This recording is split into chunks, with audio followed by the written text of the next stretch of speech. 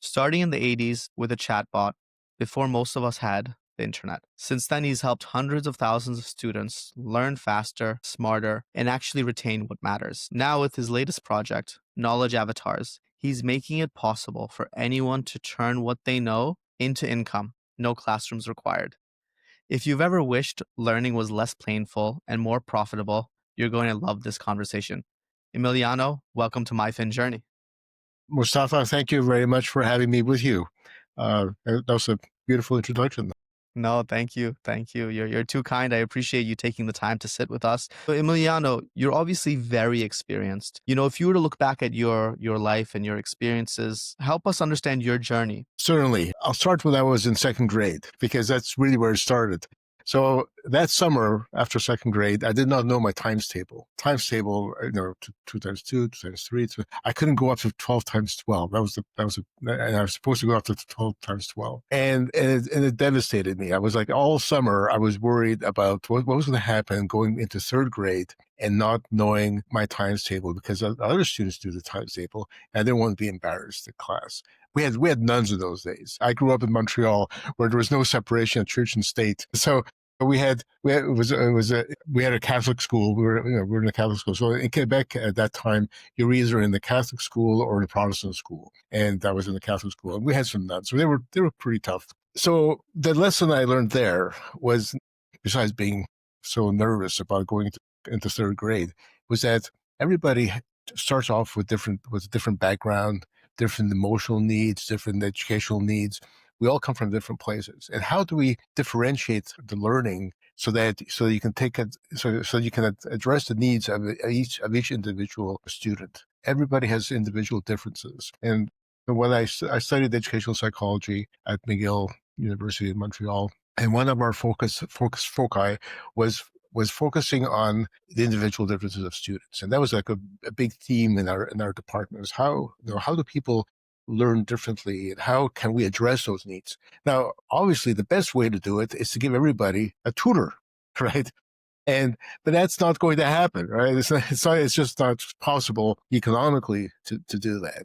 And so my journey and my mission from day one has been to find a way to merge technology, to have the intersection of pedagogy and technology, to provide students with an individualized tutor of sorts, but also to give teachers the tool that they need to provide that's individual teaching. Today we're now all of a sudden AI is all around us, but AI is really this modern megalith. People talking about AI as a general intelligence, and companies like OpenAI and Google are trying to create this great super intelligence. But how about the needs of individual teachers and students? How are we addressing those individual needs? And that's where Knowledge Avatars comes in.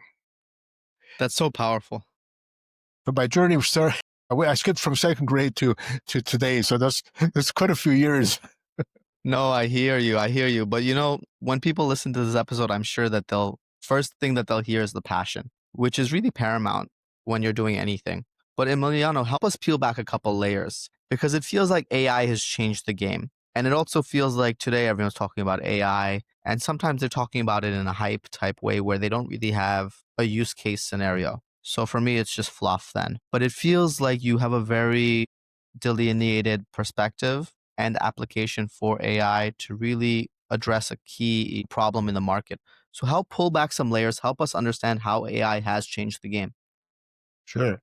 Well, I'll go back now to the 80s when my first company was called the Racket Systems.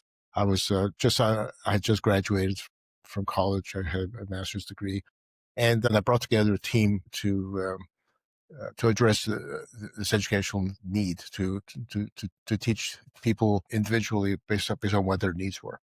So this was in 1981, before the Macintosh, right? And before the Mac user interface, before the Windows user interface. So we had to figure out a way to have students interact with AI. And at the same time, at that time, I was also talking to some of my advisors were some of the top educators and cyberneticians in the world. In fact, through Gordon Pask, was one of my advisors, and he was an Oxford professor, and his theory was called conversation theory.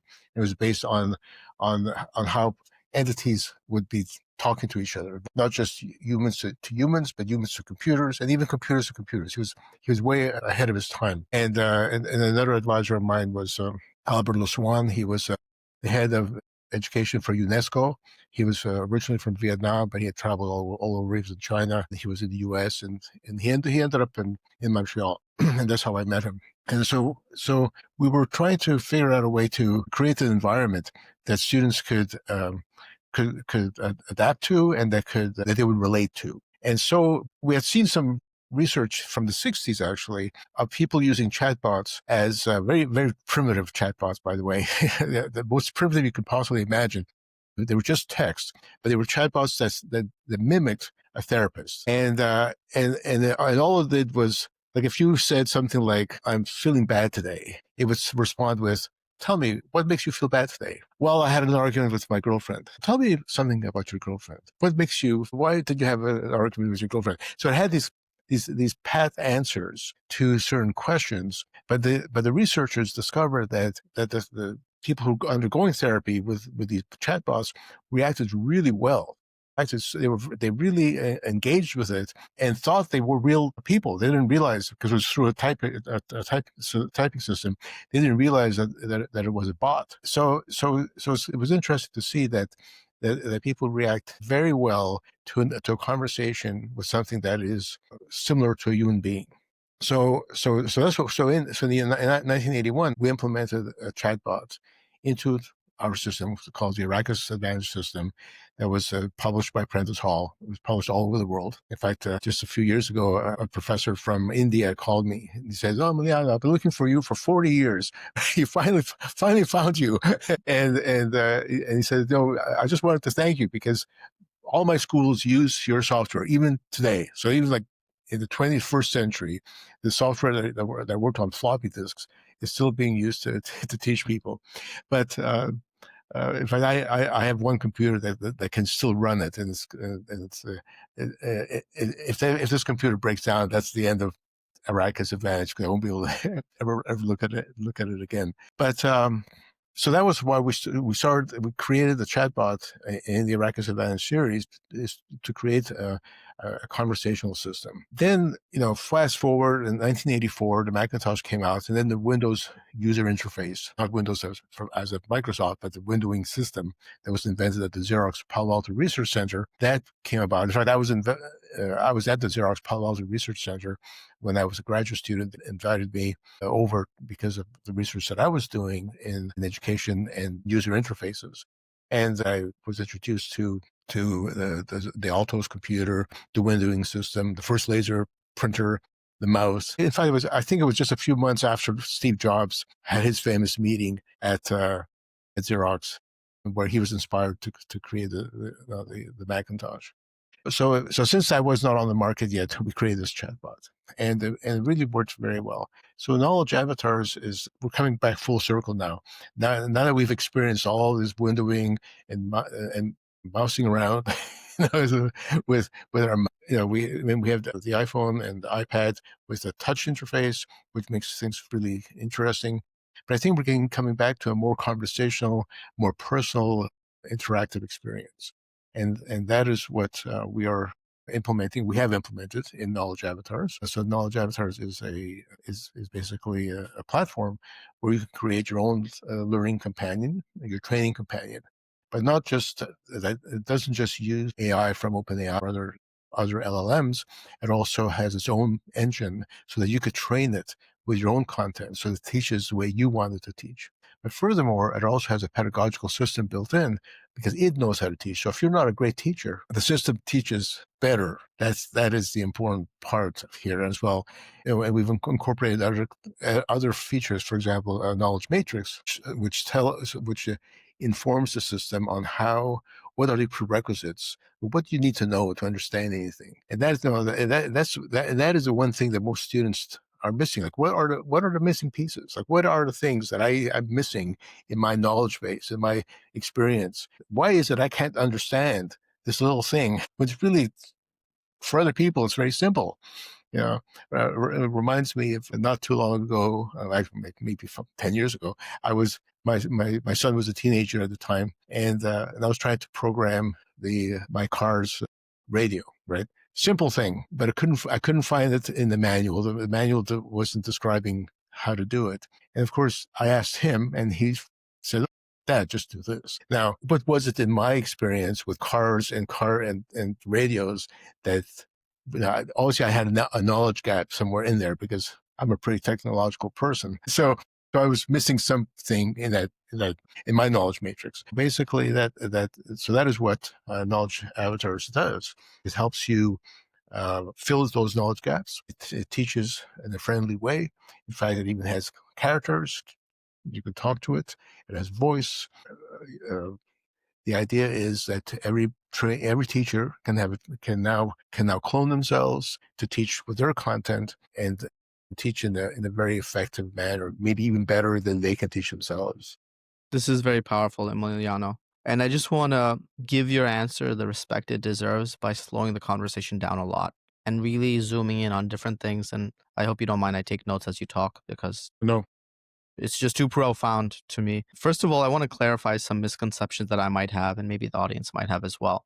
This all started, quote unquote, in second grade, obviously, like you mentioned, but I'm skipping that part. It all started in 1981 when you took technology that already existed, that was from the 60s, to really build out this chatbot that acted like a therapist. Is that correct or no? well, no. The chatbot existed in theory, but we didn't actually use the code. You know, it was something that was used in the laboratory. But we created a whole new operating system. It was called Socrates, and this operating system was developed. First of all, you have to remember in 1981 there were 5 major operating systems out there. So you had the Atari, you had the PET Commodore, TRS-80, IBM PC, and Apple. All right, so you had those 5 different operating systems, and they're all different. So you couldn't just create software for one and have it run on everything else. And the other thing is that the systems were very weak. TRS-80 came with K of memory, 4,000 bytes. And our ambition was to give people a really nice multimedia experience with animation and sound and music and all that. So in order to fit all that into a 4K of memory, no hard drive. There were no hard drives yet. They were not yet invented. So I mean, they may have been in the IBM laboratories, but certainly not on the PC. And so we had to run it on a floppy disk. So we created this whole operating system. We created the content once on the system, and then it automatically generated code for 5 different machines, and so that it could fit on the floppy disk for that machine, and it had animation and color and sound, all the things that we take for granted now, but but they were all there, so the technological stack was really quite sophisticated for the time, and the chatbot that was incorporated into it allowed you to do things like ask it questions, test me on this, or give me an example, tell me about entanglement. Give me an example of entanglement. I don't think actually I'm using that example, but I don't think entanglement was a concept in 1981 yet. I hear you. I hear you. So Emiliano, maybe let's dig a little deeper, right? In part of this explanation, you mentioned that this chatbot and this technology has maybe similarities or maybe it's built on AI. Help me understand that. Is that did I hear you and understand you correctly, or is there no AI component back in 1981? Yeah, no, back in the 81 there was an AI component. There was. There was. It was Okay. very, compared to what we have today, it was much more primitive, but definitely there was an AI component. And also more importantly, there was a pedagogical component. How can we teach more effectively? What does the science tell us about how to teach more effectively? And that is what was incorporated into the Araka system in 1981. And is also incorporated in today's knowledge avatars in 2025. It's very powerful, Emiliano. And I want to kind of understand from your perspective, because you've been around the block, you're quite experienced. You've been working with AI for, let's say, 60 years now, as I understand it, 40 years now, as I understand it. It feels like the last 2, 3 years, AI has become all the rage. Do you just feel like people are just waking up and realizing how great it is? Or like, how do you Yes, process this change? for sure. In fact, we had Knowledge Avatar started as a project. We started about 10 years ago. And so we had about 7 years ago, we had a version of Knowledge Avatars with AI that's totally with characters that's totally functional. It was a minimally viable product and it was totally functional. But people didn't quite understand it yet. They didn't really understand. They didn't understand why, what the advantages would be. And I think even today, people are using AI mainly to help them with writing, with research, with discovering information. It's almost like a search engine, if you think of it, right? And of course, Google is taking great advantage of that. They've incorporated Gemini into their search engine. OpenAI is also, ChatGPT is being used a lot in that way. But those are just basic uses of the thing. They can be used in much deeper way. And what my goal always has been, still is, to empower teachers and learners to, very learner centric, student centric, and teacher centric organization and product. And so that's what we're incorporating. So we had this engine already done, and then OpenAI came to the market, and so we jumped on it and said we're going to become a partner. We got approved to as an API as a developer, and we incorporated GPT right into it. So I think our first version of GPT that we used was GPT-3, and now we're at 5.1. And it gives us capabilities that we didn't have before.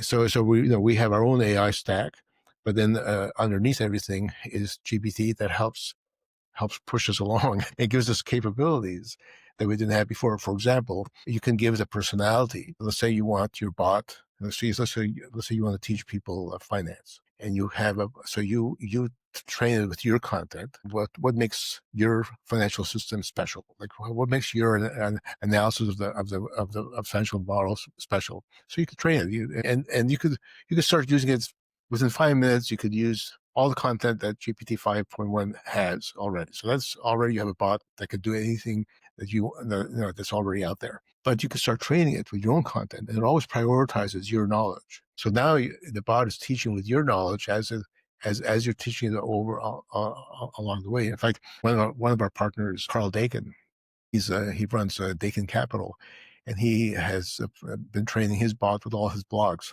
He has a blog every week, so he just basically uploads his blog every week. So now the bot essentially, after he's been doing this for over a year, the bot essentially is Carl Dakin. And if you ask it a question, it's not going to answer with GPT's content unless it's not in the memory, unless it's not in the what we call our brain. So if it's in the Dakin Capital brain, then it answers with that first. And that is really, people are afraid of, a lot of people are afraid of AI, probably for good reasons, for a lot of reasons for why you could be afraid of such a powerful technology, right? One of which is that it minimizes your importance as an individual. Like, how important are you as an individual? And I think that's what we are all afraid, and I think justifiably so. We are afraid of being marginalized. So knowledge avatars empowers you, because now you can take your knowledge, and that bot represents you as a coach or as a teacher or as as a teacher or coach or trainer, I was going to say, and it maximizes your capability. So that now, not only so you can monetize it, you can put it behind a paywall and have people charge people to have access to your knowledge, whether you're available or not. And you'll have more time to focus on the bigger problems that your bot may not yet be trained on or capable of handling. Yeah, this is great, Emiliano. It feels like you're at the intersection of education, science, and technology, and maybe at the forefront of it. How have you leveraged all of these different technologies that you've created to create monetization opportunities, not only for you, but maybe for other people in the ecosystem, other key stakeholders? Yeah. So from day one of the things that when I started developing knowledge avatars 10 years ago, approximately 10 years ago. The goal was we didn't want to be the publisher of content. In the past, for example, with Arrakis, we were the publisher of the content, and then Apprentice Hall was our partner, and they published the content. My goal was to create the platform where people can publish their own content. So that leverages their knowledge. First of all, it makes it possible for our platform to be used for all kinds of content, right? It could be used to teach algebra. It could be used to teach sales skills, finance. It could be used as a car manual. In fact, on my car, I have a QR code. So anytime I have a question that I don't want to go through the manual, I just click on it. I just take a picture of the QR code, takes me to my bot, my car bot, and I can answer. It'll answer all the questions that I need. Not just about that model car, specifically my car. I mean, what kind of oil it uses, all kinds of stuff. So I created we created this platform that can be trained with your content, and that has so many different use cases. For example, we're now also talking to people about medical education and patient training. It could also be used for doctor training at some point. Mainly patient training is one of the areas that we're working on. It could be used as a living memoir. We're working with an organization that caters to the Goal in Life community, caters to women who are over the age of 55. And they're going to start promoting knowledge avatars as a living memoir, because you could train it with your knowledge, so that if you have, God forbid, if you have dementia or if you pass away, you'll still have a bot there that people can talk to. And what happens when a person dies? What is the thing that the people who love that person miss the most? They miss that they can't talk to that person anymore. And so I'm training my bot, my living memoir bot. I'm training my mother's living memoir bot. She's 91, and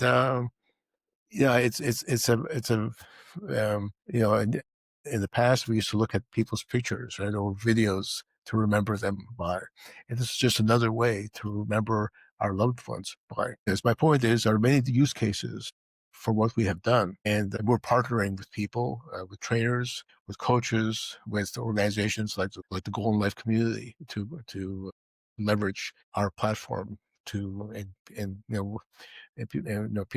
Well, essentially, what we do is we license our platform to these different organizations so they can use its cases. I love that, Emiliano. I think the exciting thing for me is whenever I speak to somebody who's creating exciting, disruptive technology, it's amazing to see the implications. So before I ask my next question, I just wanted to pause for a second and say to the audience that if you're listening to this and you're finding it valuable, please hit the follow button, subscribe to the channel, MyFinJourney. We bring you real stories and strategies to help you grow smarter and build wealth one episode at a time. Like the episode and share it with a friend. Emiliano, the question that I wanted to ask you is, for you, what is the most exciting use case of this technology? It's a hard question. It's like asking, which is your favorite child? My first one. Yeah, that's right. No, I'm just joking. I'm just joking. Yeah. Yeah. Well, it is. I suppose the genesis of all this was education at the elementary level. So I would say that if my first child is my favorite one, then it would be education. The education market, though, is a hard one to crack. It's a hard one. We are receiving accolades and great interest, but the educational market, at least, especially in this part of the world, is decisions are not easy to come by. Decisions are made by committee, and it takes a long time for consensus to come together. And that is so we have to survive. So we have other priorities. So the training market is phenomenal and it's growing. Somebody just sent me the statistics this morning. It's growing. I can't remember the exact numbers, but it is growing, and it's a phenomenal market. So that is certainly one area. At our essence, the DNA of knowledge avatars is education and training that has features specifically designed for that, right? If you're going to use it as a living memoir, it does it really well as a living memoir, but it has features that a person using it as a living memoir doesn't need. Like, you don't need, a knowledge matrix to figure out where are the knowledge gaps. You don't need that for the living memoir kind of use case. So, but that's all right. You could use a Maserati to to just go shopping too, right? You don't have to use it necessarily just for racing, right? So we have a Maserati of training systems that you could scale tremendously, but you can also use it for other things. And right now we're just about to launch, actually tomorrow, a new character system, a beautiful kind of anime style characters that is the people have been asking us about. Beautiful voices, hundreds of gorgeous voices that are some of the best voices that you can imagine. And then later this year, before the end of this year, we will also be adding photorealistic characters that you can take a picture of and make, so it can look just like you. And that will be our next iteration and that's a user interface, right? Again, we're trying to have people, we want people to be able to relate to the content, and all the research shows that people do relate very well with characters. So the system that we are implementing tomorrow, that we are launching tomorrow, we've been working on it for a while, is based on Ready Player Me. If you're a gamer, you'll probably recognize that right away. It's one of the most popular animated systems. In fact, probably all the games use Ready Player Me right at this point. I think they just received the $70 million investment. So Player Me will be launched tomorrow, and then actually by the time this comes out, it'll be It'll be launched. passed. It'll be yesterday. Yes, sir. I agree. So Emiliano, I think this was a really this was a really profound answer, because it feels like the heart and soul of it is education. But early Yeah. on, you realize, hey, we need to figure out another way to more efficiently monetize, because maybe this market is hard to really penetrate. And fundamentally, there are a lot of benefits to this product. This product can help a lot of people outside of just teachers, tutors, etc. So let's pivot a little bit. Let's sell to other people. Let's create more value in the market, and we'll be able to use that cascade to ultimately create more value in the market that we want to focus on, education. Emiliano, I wanted to pivot a little bit to see if you feel like people approach their personal finances in the same type of approach. If people repeat the question, please. If people Sure. approach their own finances in the same. Correct. Do you think all of us have different skill sets, and sometimes we don't all invest as much time in our personal finances? So I guess, my question to you was, when you look at people, given your skill set and your background and your education and your knowledge base, do you feel like people sometimes miss the boat when managing their personal finances and have to pivot to, pay off credit card debt, pay off loans to improve their financial health? Yeah, in fact, I was going to bring this conversation a little bit towards your theme, MyFinJourney, after all, and it is being able to pivot, and I think that's a good word. Being able to pivot is an important element, I think, for anybody's goals, whether it's financial or not. Just like we've had to pivot and respond to the marketplace. So we're responding to what is happening in the marketplace, what is happening in uh, in technology and education. So I think some people may feel, going back to personal finances or business finances, may feel that they have to stay on a certain path, and that if they change the path, that they're somehow compromising. But that's not necessarily the case, right? If you're changed your goals somewhat, and if you're reacting to realities of the world, it's not necessarily compromising yourself. It's basically it's adapting. And I think that is where it's an important element. I've never worked for a company ever in my life, and I don't come from a rich family, believe that. Maybe not. No, believe me, I came from a very modest family. I think I worked for a total of my life, other than summer jobs. Totally, I worked 7 months for a company. So I've had a wonderful life, and from that perspective, but I've had to pivot a number of times, and sometimes running two businesses, one business funding the other business, uh, and so you do what you have to do, but it doesn't mean having to give up your main goals. I think that is probably a lesson a lot of people should have, because how many people are out there working their jobs and hate the jobs, are waiting for retirement to start enjoying life? And that's a theme that I've never understood myself. I was like retired. Like, I don't understand the concept. Put that in the memoir. Put that in Yeah, the that's yeah, what it is. That's what the brand is all about, right? yeah, It's about resilience and creating yeah. the life you want today. And I think Emiliano, it's really powerful because you touched on some things like in a very subtle way. Having one business to fund the other business. That means you're doing something you don't want to do to make a lot of money to do what you do want to do.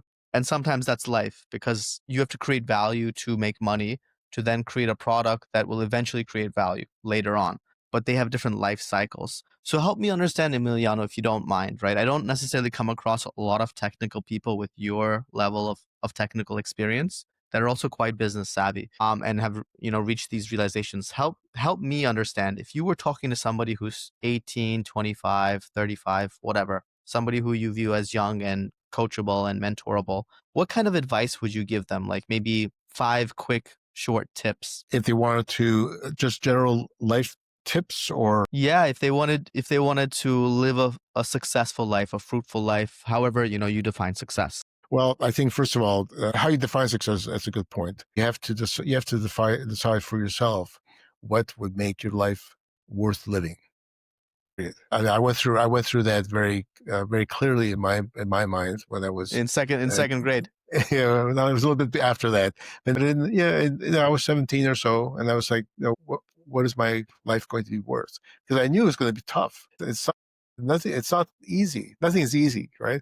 There's absolutely no path out there that I've discovered that is easy. Now there are many ways of making money. You could be selling shoes. There's different ways of making money. I started a small shoe business, but if you want to, and everybody has a different, mindset in terms of their goals and how lofty their goals are, how big their goals are. For some people, having a successful family and just making enough money at doing something that you love, but that already that's a standard kind of thing that not everybody wants to change the world in a big way, right? If my family is a family of construction workers. I worked in construction during the summer, so I knew exactly what it was like to work in construction. It was a lot of fun working with wood, but I knew that I had other goals because I knew that I could contribute something new and different to the world. But my uncles were, they were fine with working, and they loved what they were doing, and I loved working with them. So so we all have different goals, but the important thing is first of all decide what the goal is. So what will make you feel elated about life? Like how do you come? Of course, the question is how do you come to that realization? Well, maybe like Jesus Christ, you have to go into the desert for 40 days and 40 nights and meditate. That's the story, right? That Jesus Christ went out, or maybe was it a few? I think actually it was more. It was a few years apparently between, and he came back when he was 30, so something like that, or 33. But yeah, maybe that's what you need to do is to take that gap year or gap years and try to figure out what is it that is going to make your life worth living. Once you have that, I think that's and that's that it may be hard to get to that point. But it may take 6 months, or it may take 6 years, or maybe it takes 60 years. I don't know. Hopefully not 60 years. But once you have that, then you can have a plan. Then you can set up your plan and start thinking about what do I need to do?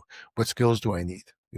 People keep on talking about people like Steve Jobs. Oh, he quit school, he dropped out. Well, the reality is that Steve Jobs may have dropped out of school. He did so because his parents couldn't afford to pay for college, but he kept on going to school. He audited all his classes, and he kept on going. He kept on going to college, and he learned a lot of things by auditing. For example, about calligraphy, and it was by those lessons that he learned that allowed him to contribute to the Macintosh.